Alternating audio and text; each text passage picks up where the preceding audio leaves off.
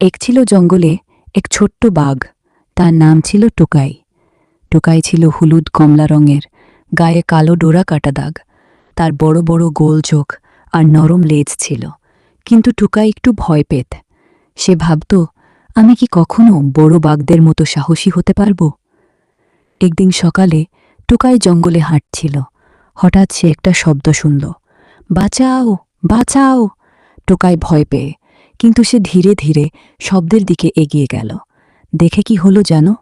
একটা ছোট্ট হরিণাছানা কাঁটা ঝোপে আটকে গেছে।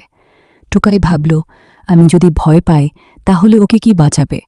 সে ধীরে ধীরে কাছে গিয়ে নিজের থাপা দিয়ে কাঁটাগুলো সরালো। খুব সাবধানে কাজ করল।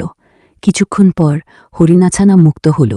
হরিণাছানা খুশিতে বলল, ধন্যবাদ ভাইয়া। সাহস মানে ভয় না পাওয়া নয়, সাহস মানে ভয় পেলেও ভালো কাজ করা।